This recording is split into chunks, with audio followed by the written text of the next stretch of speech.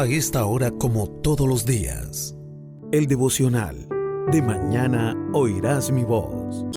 En conexión con Poderosa Celestial Radio. Y dice la palabra que en el versículo 19, dice que cuando llegó la noche de aquel mismo día, el primero de la semana, estando las puertas cerradas en el lugar donde los discípulos estaban reunidos por miedo de los judíos, vino Jesús y puesto en medio le dijo: paz a vosotros. Y cuando les hubo dicho esto, le mostró las manos y el costado.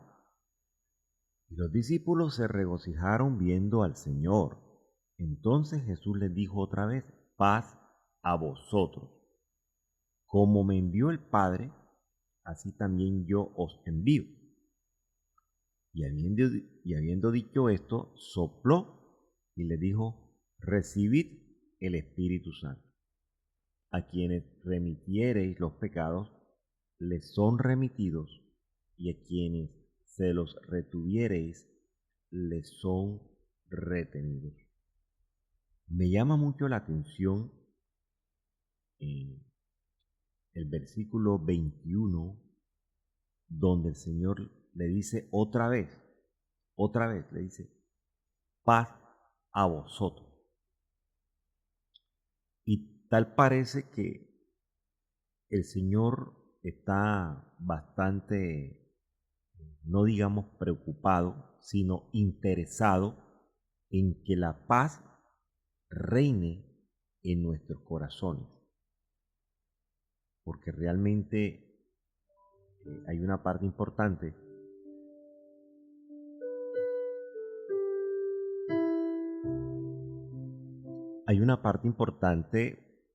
de la Biblia, y es que una vez nosotros recibamos al Señor, ya tenemos que ser ministrados con la paz.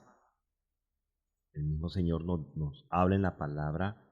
Él dice: mi paz os dejo. Y es una palabra realmente que se viene manejando desde los inicios. La palabra paz en la Biblia se encuentra en 380 versículos. En 380 versículos se encuentra la palabra paz.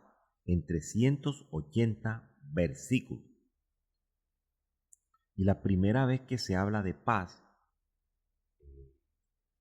en las escrituras, en la Biblia de nosotros, en la RB 60, es cuando Dios promete a Abraham un hijo. Entonces comienza a hablarle sobre el nacimiento de su hijo, y ahí comienza ya el Señor a ministrar paz, porque realmente cuando Dios no ministra a nuestros corazones, no hay paz, porque es una promesa que el Señor nos da por allá en el Evangelio de Juan también. Evangelio de Juan, usted lo puede buscar. El Evangelio de Juan 14, ahí nos habla de dos cosas. Nos habla de que Él se identifica como el camino, Él se identifica como la verdad y se identifica como la vida. Y dice que Jesús, el camino al Padre, el único camino al Padre, se llama Jesucristo. Pero también nos habla del 15 en adelante, en el Evangelio de Juan 14:15, sobre la promesa del Espíritu Santo. Jesús promete darnos, dejarnos como herencia el Espíritu Santo. Y entonces comienza a hablar del Espíritu Santo, de sus mandamientos, y nos comienza a hablar allí de la herencia que Él nos va a dejar a nosotros. Y Él dice que hay un espíritu que se llama el Espíritu de verdad, refiriéndose al Espíritu Santo de Dios. Y también se refiere al Espíritu Santo de Dios como el consolador, como otro consolador. Porque el primer consolador realmente no es Jesús, el primer consolador del pueblo es Dios. Por allá, creo que en Isaías, nos habla de eso, dice que Dios daría consolación a su pueblo. Consolación. En el libro de Job también habla sobre la consolación y todas estas cosas. Pero Dios mismo, entonces como Dios mismo, la gente pues en su gobierno humano, en su actuar, hace caso omiso a las promesas de Dios, entonces envía a su Hijo, que sería el segundo. Él vino a dar consuelo también al mundo y paz. Pero como Jesús no podía vivir con nosotros en carne y hueso aquí todo el tiempo, hablándolo de una manera explícita, clara, Él dice, bueno, yo le voy a dejar a otro. El Padre dice que yo le voy a rogar al Padre. Y el Padre, cuando yo le ruegue, le va a dar otro consolador, otro. Y es el Espíritu Santo. Dice que es el Espíritu de verdad. Dice que el mundo no puede recibir. El mundo. Porque no le ve ni le conoce, pero vosotros le conocéis porque mora con vosotros y estará en vosotros. Siempre me gusta cuando la Escritura me habla de estas dos palabras que son palabras muy claves, hermano mío. Usted tiene que tener en cuenta cómo lee, cómo enseña, cómo predica. Porque la palabra es tan estricta que nos habla también de las comas, de las tildes y todas estas cosas. Pero me gusta que el mismo Señor le dice, porque ese Espíritu de verdad, ese Espíritu Santo, que el mundo no conoce ni lo ve, mora con vosotros y estará en vosotros. Hay dos acciones importantes allí. Pero más adelante, mucho más adelante, el Señor comienza a explicarle realmente sobre la parte de lo que es el Consolador en Juan 14, 26. Entonces le dice nuevamente, dice, más el Consolador, el Espíritu Santo, a quien el Padre enviará en mi nombre. O sea, que usted habla con el Espíritu Santo, es como si estuviera hablando con Jesús mismo. Si usted habla con el Espíritu Santo, es como si estuviera hablando con Dios mismo, porque es el que intercede por nosotros con gemidos indecibles. Y dice que el Espíritu Santo tiene dos funciones importantes. No solamente, como nos dice por acá más adelante, que dice que la función del Espíritu Santo es la de redarguir y de convencer de pecado, de justicia y de juicio. No, él tiene muchas funciones. Es multifacético, él tiene muchas funciones. Multifuncional, diríamos. Multifuncional. Y una de las funciones importantes que realmente las personas no le ponen atención porque dicen, ah, no, el Espíritu Santo es para redarguir, para exhortar, para convencer de pecado, de justicia y de juicio, pero el Espíritu Santo tiene dos funciones tremendas, hermanos, en nuestra vida diaria como ministro. Pastor, ¿y cuáles son esas dos funciones importantes que tiene también el Espíritu Santo? Dice por acá, en Juan 14, 26, cuando nos habla del Espíritu Santo, y dice que el Padre lo va a enviar en el nombre de Jesús. Dice, número 1, Él os enseñará. Una función importantísima del Espíritu Santo. Número 1. Número 2, y os recordará. Entonces, ponga la atención a lo que el Espíritu Santo, una de las funciones importantes que se agregan a la de convencer de pecado, de justicia y de juicio. Mucha gente no pone atención a esto, que el que nos enseña todas las cosas es el Espíritu Santo. Y el que nos recuerda todo lo que Jesús habló es el Espíritu Santo mismo. Por eso es que el Espíritu Santo es una pieza importante, es un ser importante en nuestras vidas, como si fuera parte de nuestro cuerpo humano, como si fueran nuestros deditos, nuestras manitos, nuestras piernitas, nuestros ojos, nuestra nariz, nuestros oídos. Hace parte de nosotros, es algo o es alguien que hace parte de nosotros, el Espíritu Santo. Y el Espíritu Santo, la función es enseñar y recordarme que el que me da la paz, el que me dejó la paz, se llama Jesucristo. Por eso él dice, la paz os dejo. Pero dice, mi paz. Ojo, que hay dos cosas importantes también que aprender allí. Dice, la paz os dejo y mi paz os doy. Entonces, ¿para qué el Señor me deja la paz? Dice, la paz os dejo. Dejar y dar. Dos verbos claves allí en esta parte importante de la palabra en Juan 14, 27. Es como si yo le dijera a alguien, yo te voy a dejar esto, te lo dejo ahí, ¿verdad? Y otra cosa es que yo le diga a usted, yo te lo voy a dar. Entonces, dejar es algo y dar es otra cosa. ¿Para qué el Señor me va a dejar a mí la paz? ¿Para qué? Para que me ministre paz, para que yo sea ministrado por esa paz que el Señor me deja a mí. Porque si yo quiero ministrar paz en otros, yo tengo que estar en paz con Dios, en paz conmigo mismo y en paz con lo que están alrededor mío. Pastor, ¿y entonces para qué me da la paz? Nos da la paz una vez que la paz me haya ministrado a mí, que yo estoy en completa paz con el Señor y con todo el mundo, entonces dice, ahora yo te doy mi paz. ¿Para qué me la va a dar, pastor, si yo estoy en paz? Te la doy para que se la des a otro. Es una manera de ministrar. Yo te voy a dejar la paz para que la paz mía te ministre, pero te voy a dar mi porción de paz, que es el don. Habla del don, porque nos habla también del Espíritu Santo. Entonces, la paz que Él nos da a nosotros es el don del Espíritu Santo. Pastor, ¿y dónde dice eso que la paz es el don del Espíritu Santo?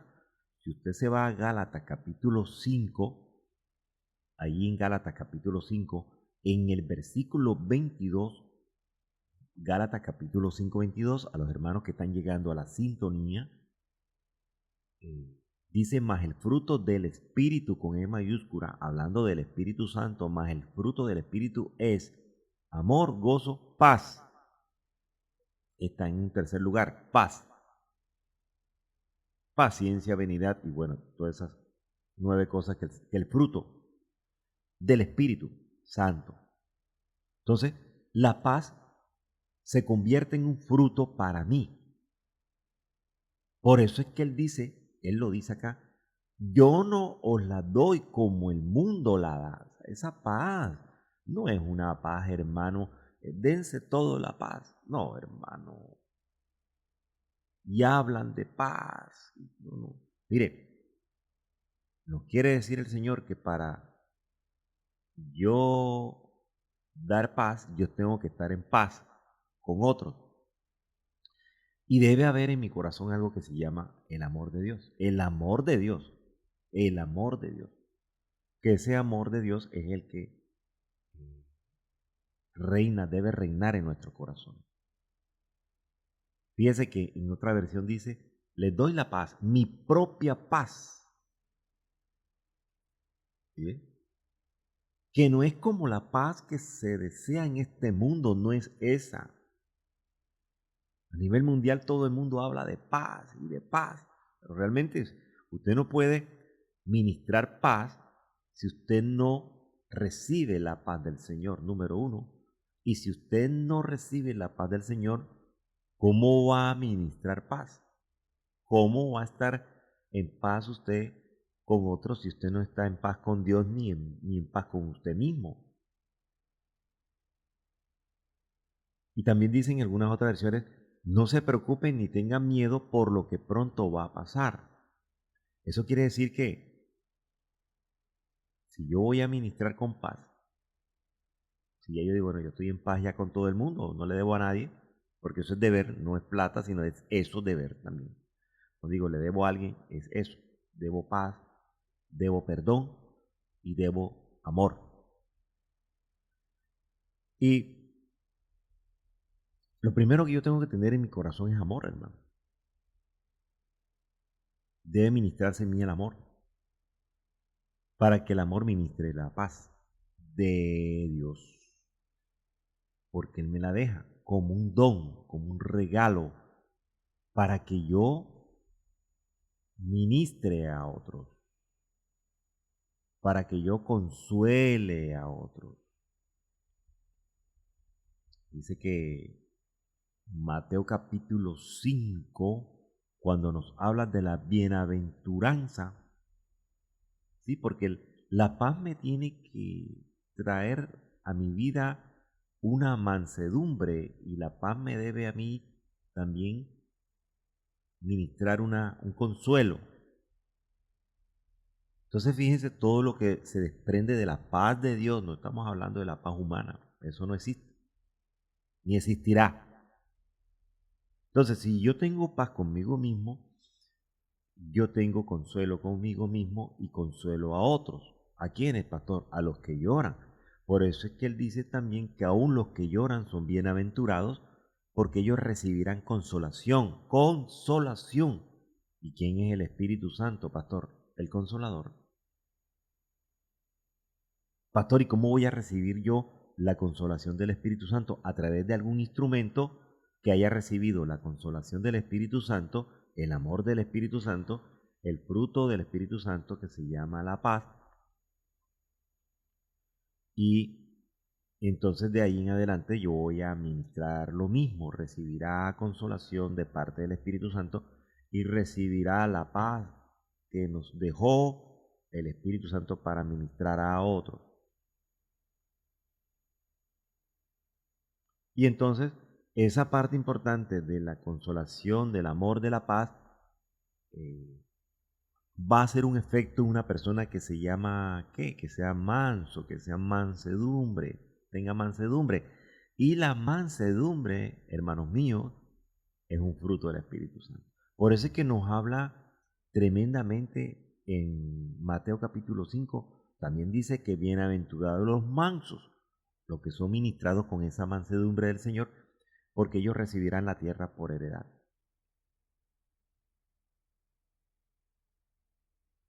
Los pacificadores también son bienaventurados, porque ellos serán llamados hijos de Dios, pero no pacificadores de boca, no, de ninguna manera. Pacificadores de espíritu. Entonces, cuando hablamos de esto, es algo muy bonito que nos habla de que tenemos que estar en paz con nosotros mismos. Y yo meditaba en esta mañana, antes del programa, sobre esto, porque mucha gente habla de la santidad.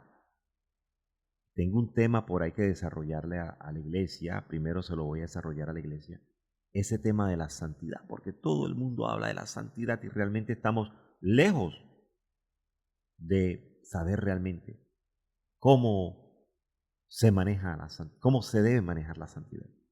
Y la santidad tiene que ver mucho con la paz, porque lo voy a decir de esta manera y no quiero que por favor usted eh, lo vaya a tomar en mala forma. Pero realmente algunos dicen cuando predican que ellos dicen, la Biblia dice que sin santidad nadie verá al Señor. Oiga, la Biblia no dice eso. Realmente la Biblia no lo dice de esa manera. Yo no sé por qué cortan, a veces lo dicen como para ofender a otros o para presionar a otros o para echar miedo a otros, sabiendo que muchas veces los mismos predicadores estamos peor que los mismos oidores.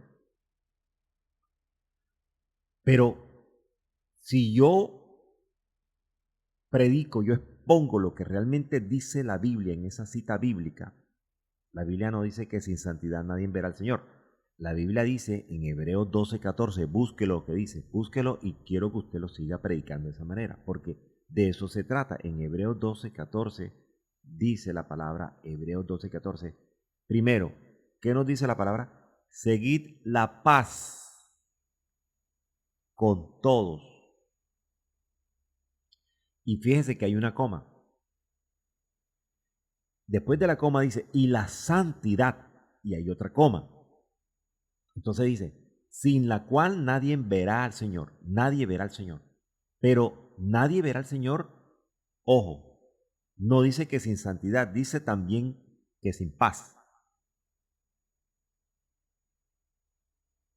Porque si usted no tiene paz en su corazón, no tiene nada que dar. Si no hay paz, no hay amor, y si no hay amor, lo que hay es odio. Si no hay paz, lo que hay es guerra.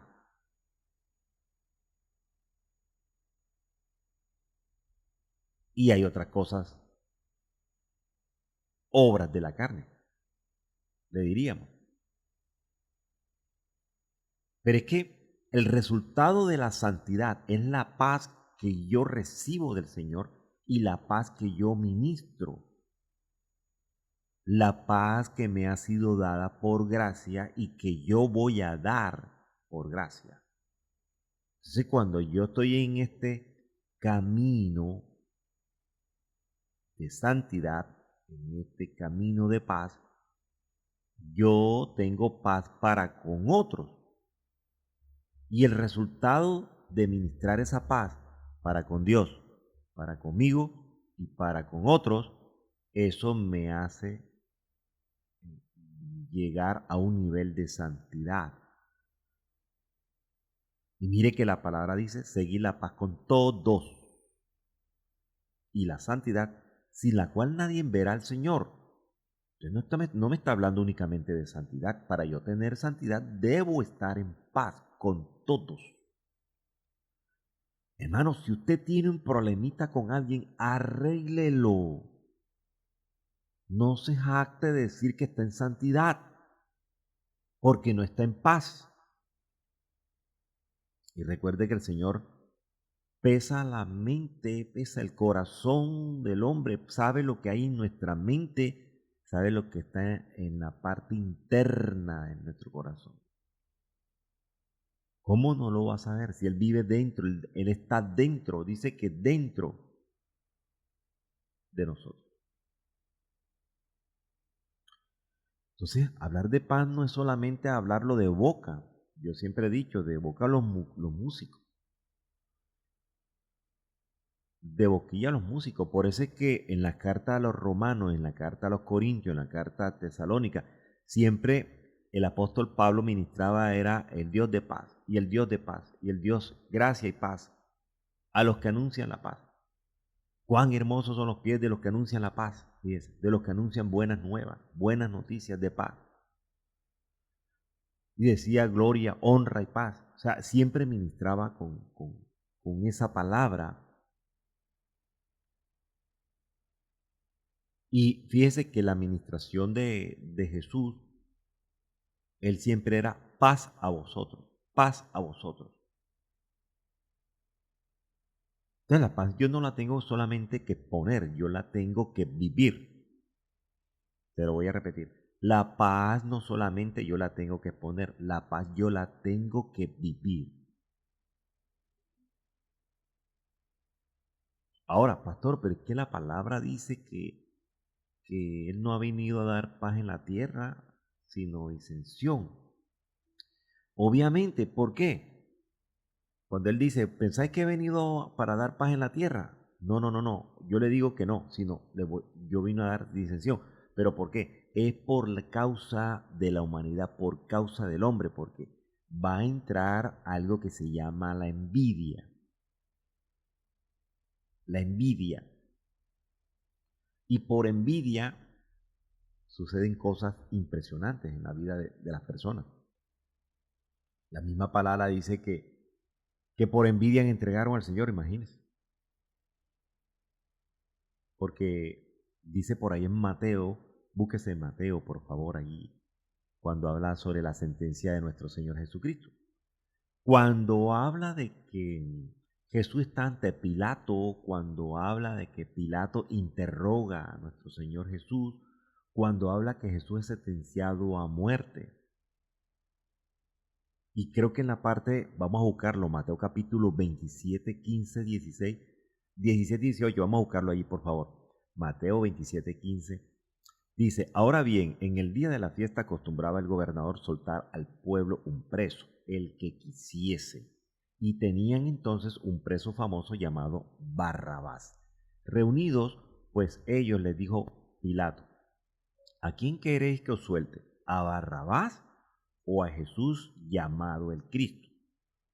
Mire lo que dice Mateo 27 y 18. Porque sabía que por envidia le habían entregado. O sea, ya Pilato no era cualquier ignorante. Pilato sabía que por envidia de ellos era que entregaban a Jesús. O sea, que Pilato en cierta manera pudo mirar las buenas obras de Jesús, porque él lo dice, y la mujer también tiene un sueño, ahí lo dice en la misma palabra, dice que no tenga nada que ver con este hombre justo, porque he padecido mucho en sueños por causa de él. Y entonces, nuevamente, cuando está la presión del pueblo, de los ancianos, por no decir otra cosa, la multitud comienza a presionar a Pilato, decirle, suelta a Barrabás, suéltalo, suéltalo. Y comienzan también a declarar la sentencia de muerte sobre Jesús. Pastor, pero es que eso era lo que tenía que pasar. Sí, pero es que lo que yo te estoy hablando aquí es de la maldad en el corazón de la humanidad.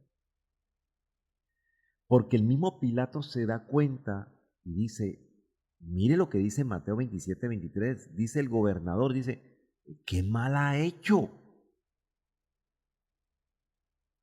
sea, lo que necesitaba Pilato era que el mismo pueblo, los ancianos, los sacerdotes, le justificaran la muerte de nuestro Señor Jesús. Él les pregunta, ¿pero qué mal ha hecho? Dígame el mal. Y yo lo juicio. Lo mando a juicio enseguida, a pena de muerte si es necesario.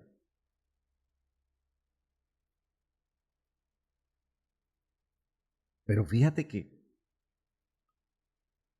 Pilato no lo manda a muerte, Pilato lo manda a azotar. Realmente. Y él dice, yo soy inocente de las... Algunos dicen, te lava las manos como Pilato. Pero como para tener en cuenta que el que se lava las manos es un traidor como Pilato, pero Pilato ahí estaba haciendo algo tremendo. Él no quería... Ese lavatorio de manos de Pilato tiene un significado bastante profundo en la palabra. Porque la misma palabra dice que el que entregaba a un inocente le caía una maldición impresionante. Y Pilato podía quizás tener dos cosas. Número uno, que conocía la ley de ellos, o número dos, que fue tocado hasta por el mismo Dios para decir, inocente soy yo de la sangre de este justo. Allá vosotros, dice, allá ustedes. Y mire la ignorancia, porque es una ignorancia. ¿Sabe por qué, pastor? Porque ellos no estaban en paz ni con ellos mismos. Ellos no ministraban, ellos no recibieron. Inclusive, me atrevo a decir que muchos de ellos, de los que estaban ahí diciendo, crucifícalo, crucifícalo, habían sido sanos de lepra, habían exparalíticos, habían personas que habían sido sanas de cualquier enfermedad, libres de cualquier situación de demonios espirituales, etcétera, etcétera. Había muchas personas que Jesús le había hecho un milagro, porque a Jesús lo tenían como el milagrero de turno. Mucha gente tenía, oiga, y tiene hoy día a Jesús como el milagrero de turno, y le dan la espalda. Y era tanta la ignorancia, el odio, la rabia, la envidia del mismo pueblo, que mire lo que expresan ellos mismos, Mateo capítulo 27-25. Todo el pueblo, dice, todo el pueblo dijo, su sangre sea sobre nosotros y sobre nuestros hijos. O sea,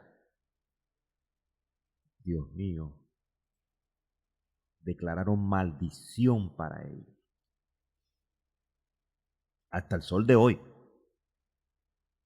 Pastor, sí, hasta el sol de hoy. Esa maldición está sobre el pueblo. Y el único, inclusive nosotros la teníamos. Y el único que nos quita esa maldición, aleluya, es el mismo Señor Jesús. Pastor, pero entonces, ¿por qué yo digo que la sangre de Cristo sea sobre mí? Porque la condición con la que yo recibo la sangre de Cristo no es la condición en la cual ellos la declararon. Ellos la declararon con rabia. Y la sangre inocente, la acción de la sangre inocente, porque Pilato lo sabe y lo expresa, la acción de la sangre inocente de irse contra alguien que era inocente traía maldición. Aleluya, así estaba escrito. Y son muchos los pasajes, creo que por ahí tengo una enseñanza sobre eso. Pero la acción de la sangre derramada de Jesús en la cruz del Calvario por mi pecado es totalmente contrario a lo que ellos tenían en su corazón. Ellos no tenían paz, ellos no tenían amor. Si no tenían eso, pues muchas veces tenían mucho menos tenían agradecimiento por Jesús. Yo tengo agradecimiento por Jesús. Usted debe tener agradecimiento por Jesús. Usted debe tener agradecimiento por su muerte, por su sangre y por su resurrección. Y yo digo entonces que la sangre de Cristo haga una acción en mi vida. ¿Y cuál es la acción de la sangre de Cristo en mi vida, pastor? Traerme paz, porque me limpia, me protege. Aquí estamos mirando es la acción. Y él dijo, esa sangre inocente no va, esa maldición no va a caer sobre mí. Vaya a ustedes, va a caer sobre ustedes. Esto está como el tema de Judas. La Biblia dice claramente que Judas se arrepintió y devolvió las monedas. Cuando él devuelve las monedas, como aquellas personas no tenían misericordia ni nada, le expresan lo mismo a Judas. Le dice, allá tú.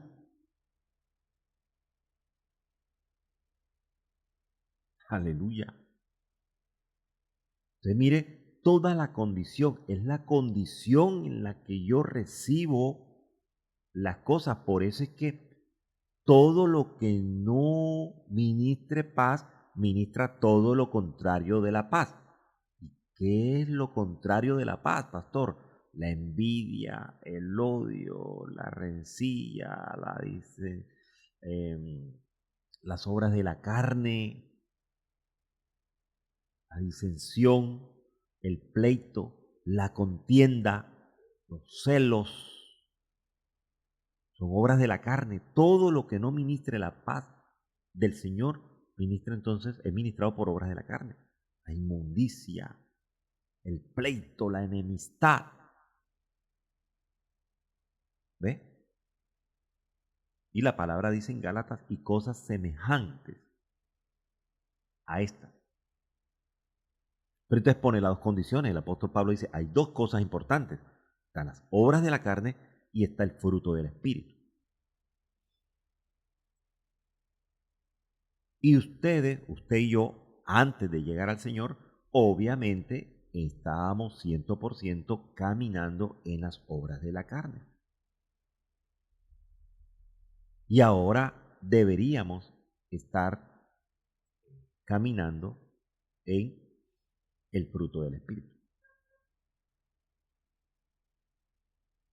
Al igual que aquel pasaje que habla sobre los hijos de Jacob, había un muchacho llamado José, dice que por envidia también los hermanos le tenían envidia a su hermano de sangre, a su medio hermano. Pero dice que cuando el padre se dio cuenta que le tenían envidia a los mismos hermanos, él dice que meditaba en esto. Que hasta en cierta manera también el padre se dejó contaminar. Inclusive dice la palabra que Raquel, una mujer tremenda que tiene mucha historia, inclusive la menciona el Señor en los evangelios, dice que tuvo también envidia de su hermana porque no podía tener hijos. Entonces le exige a Jacob, le dice, dame hijos. Y Jacob le dice, bueno, ¿y acaso yo soy Dios para que tú me pidas hijos a mí? Porque no había paz. No había paz en el corazón de esta mujer.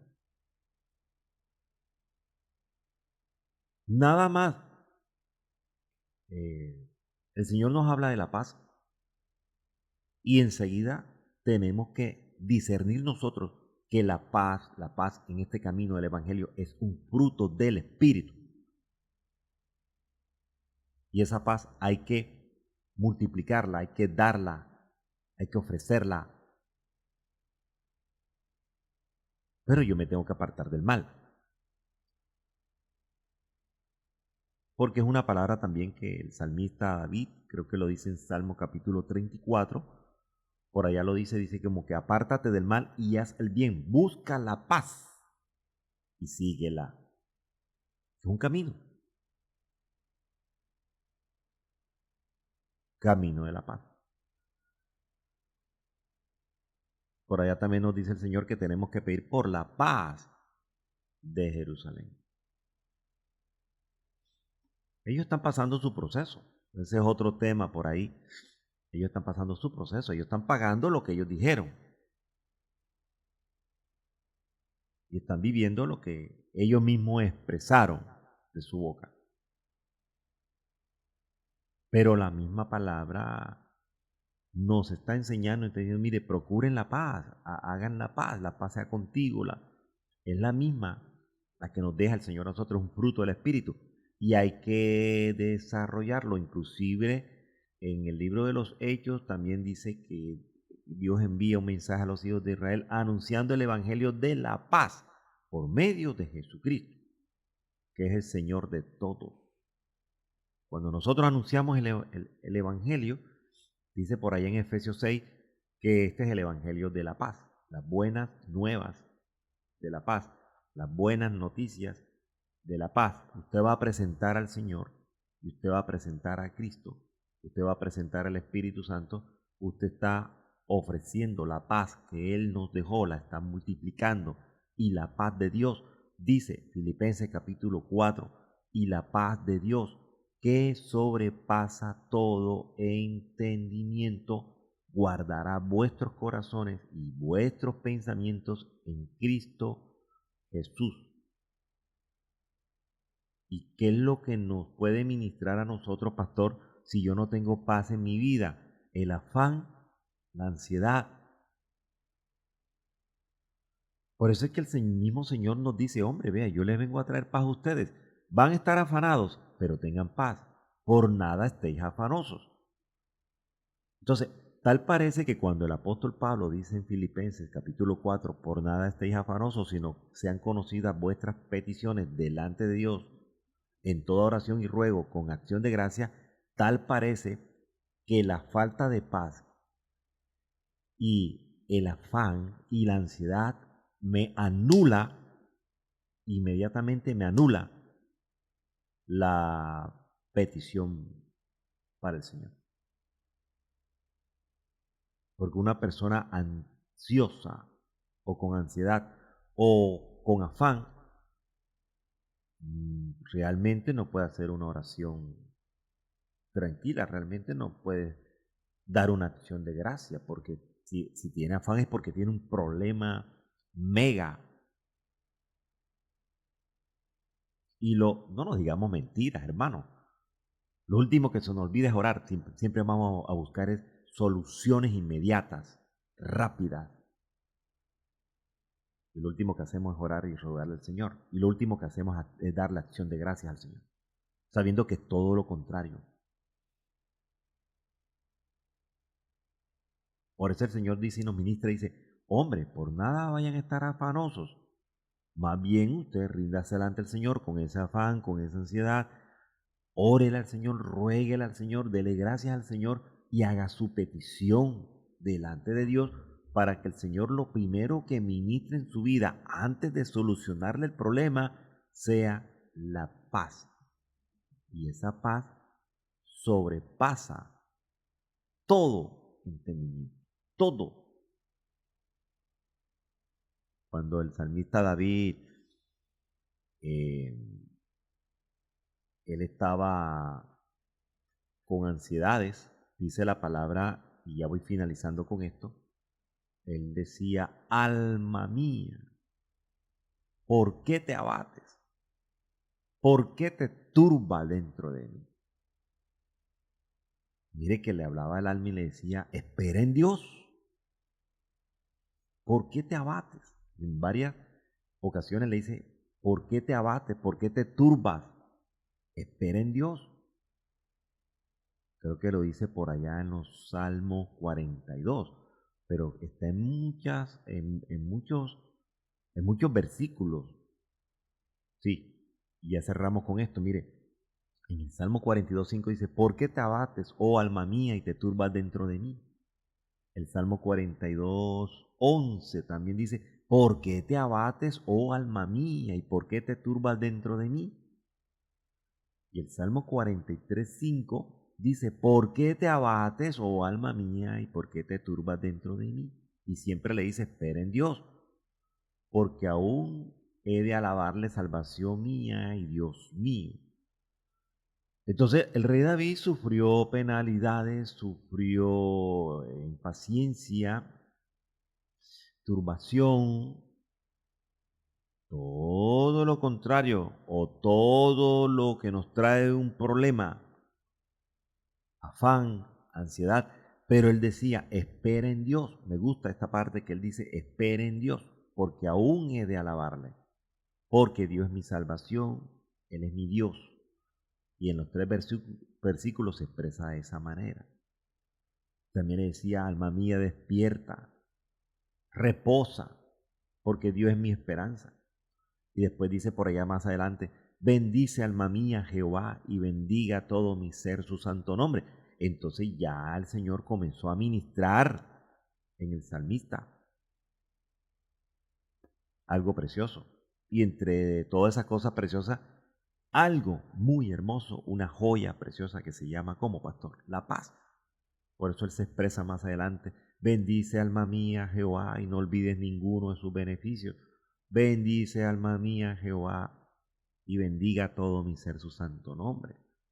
Bendiga alma mía Jehová, Dios mío, que te has engrandecido, o sea, en la vida de él. Vuelve alma mía a tu reposo. ¿Sabes lo que quiere decir el Señor es eso? La paz es un camino y sin paz nadie verá al Señor. Y sin paz no hay santidad. Alabado y bendito el nombre del Señor. Aleluya.